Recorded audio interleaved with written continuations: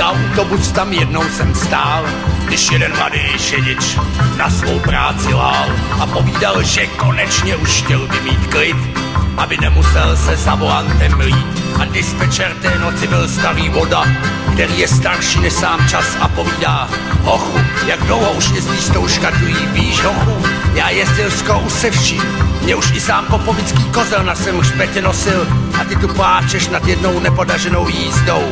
Víš, to povídám ti já, šedič, ten tvrdý chleba má, ví, co je motor, rotor, akumulátor, stator, kondenzátor, karburátor, kráčející exkavátor, rozdělovač, palec, kastle, parní válec, vedadlo, hever, zlomenina, žeber, kufr, fofr, koukej uhnout fotr, velkej rum, sanitka, blázinec, záchytka, musí řídit rukama, nohama, jo, řidič, ten tvrdý chleba má, řidič, ten musí umět šumět dopředu, jestli už je servis dohledu, nesmí pustit myši k trabantu, jinak mu z něj zbyde jen půl volantu, hojivý šťovík, musí mít v lékárničce umělý dýchání, cvičit na svý babičce v případě nouze, vlíct auto na tyči a uhejbat, když jedou hasiči.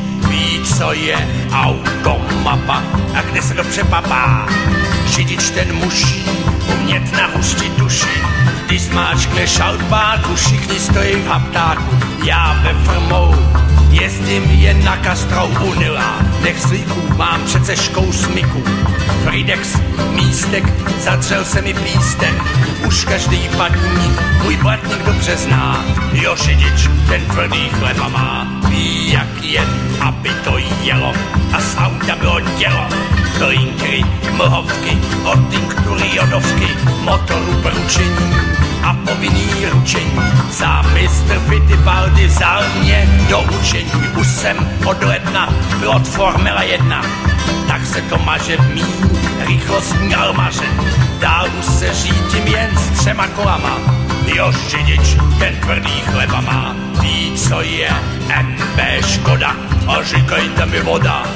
Renault, Fiat, nechoďte chlapci pijat, mámovem vágl, v motoru tramskej lágl, Laudon, Donvetr, nejde ani tachometr, Honda, Java, slon má přednost zprava, Mercedes, Toyota, šinuje jak Kojota, každá ta značka je lehce zmačkaná.